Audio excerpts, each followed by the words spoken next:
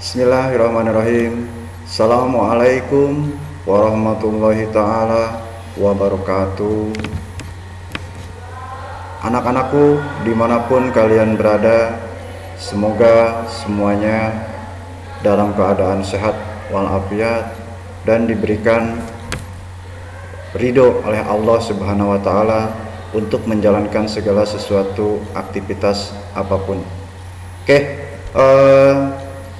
kali ini kita bertemu untuk mata pelajaran public area bagian daripada housekeeping departemen, masuk kepada pertemuan kedua. Tentunya sebelumnya di pertemuan pertama saya sudah memberikan sedikit tentang apa yang akan kalian pelajari di 1 tahun ke depan untuk mata pelajaran housekeeping departemen. Nah, di pertemuan pertama pula saya telah membahas tentang dasar daripada bagian housekeeping yang memiliki tugas dan tanggung jawab seperti apa. Ya, tentunya itu menjadi dasar untuk nanti materi-materi atau pertemuan-pertemuan selanjutnya dalam pembahasan-pembahasan mengenai public area itu sendiri, seperti itu. Yang pasti dasarnya bahwa housekeeping departemen adalah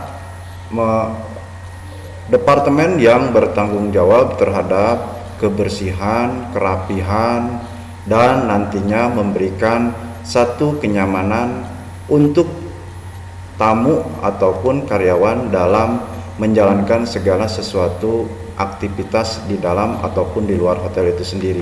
Nah, masuk kepada kemarin pengertian public area, yaitu ada yang dikatakan area dalam dan ada yang dikatakan dengan area luar hotel.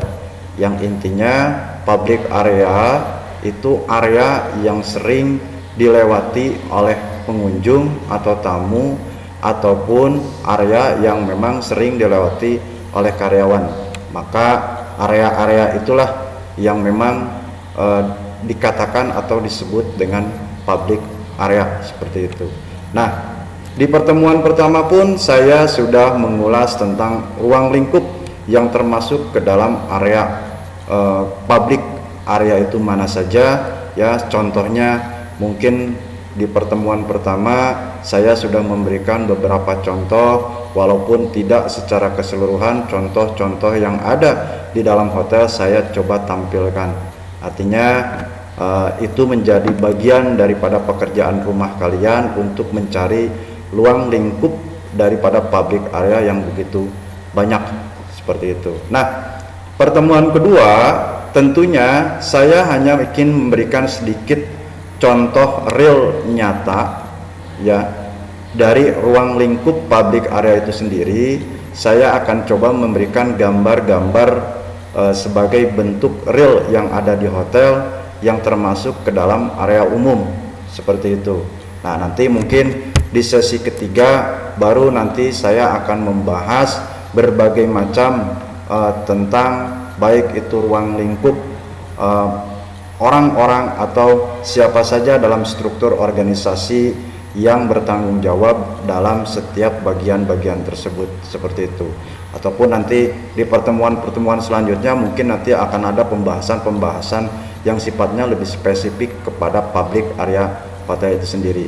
Oke, untuk mempersingkat waktu, ya, untuk pertemuan kedua seperti lanjutan apa yang saya sampaikan di pertemuan pertama, masuk kepada ruang lingkup area hotel, di mana contoh-contoh yang saya tampilkan adanya lobi, adanya koridor, adanya tangga darurat, adanya kolam renang, adanya area parkir, dan adanya salasar, dan juga adanya tamu atau toilet tamu, dan juga banyak sekali contoh-contoh yang sebenarnya tidak bisa saya tampilkan dalam slide ini.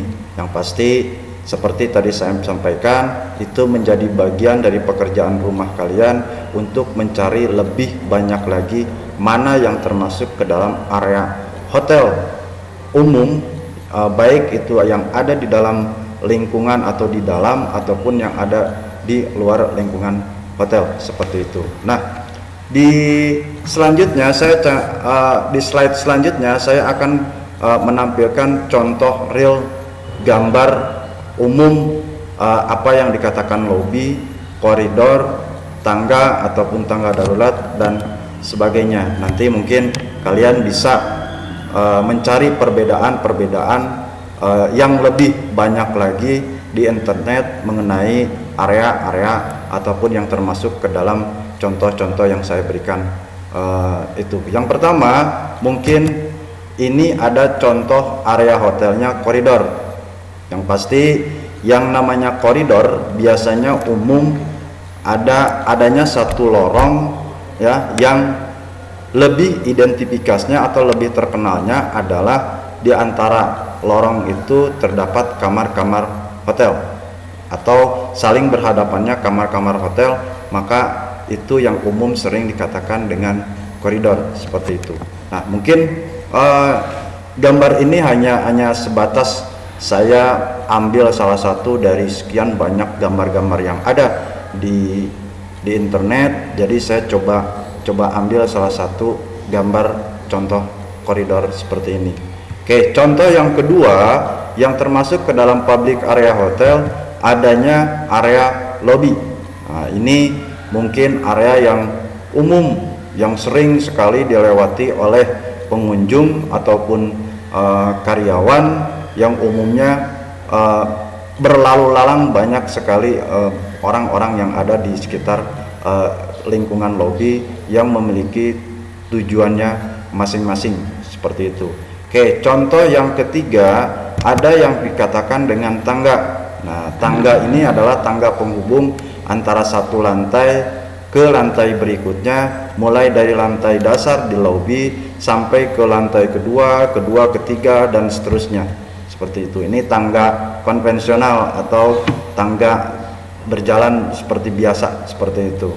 Oke, contoh yang keempat ada yang dikatakan dengan kolam renang. Nah, ini pun bagian daripada publik umum yang sering dilewati oleh karyawan ataupun oleh tamu, di mana tugas dan tanggung jawabnya pun biasanya dilimpahkan kepada bagian public area section. Oke, yang kelima ada contoh yang namanya toilet tamu. Nah, toilet tamu pun ini menjadi bagian tugas dan tanggung jawabnya public area dalam keseharian dalam menjalankan kegiatan operasional hotel, di mana penting sekali toilet tamu itu dijaga baik secara kebersihannya, baik dijaga secara kerapihannya, atau dilengkapi secara umum apa yang harus ada di dalamnya. Yang pasti intinya ketika tamu ada di dalam atau tamu menggunakan toilet ini, tamu merasa nyaman dengan kebersihan-kebersihan yang ada di dalamnya, seperti itu. Oke, untuk lebih banyak contoh-contoh dari area-area hotel, tentunya kalian pun bisa mencarinya di internet atau bisa mencari dengan contoh-contoh yang lain atau gambar-gambar yang lain atau area-area yang termasuk ke dalam area public area. Tentunya banyak sekali bisa kalian melihat di internet secara masing-masing, seperti itu.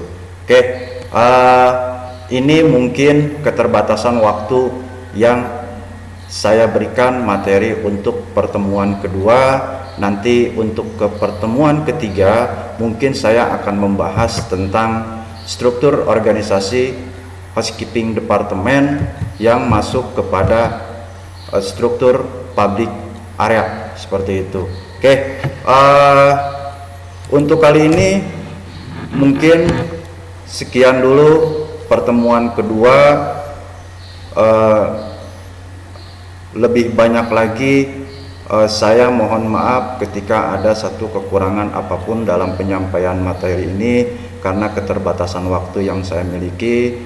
Terima kasih. Assalamualaikum warahmatullahi taala wabarakatuh.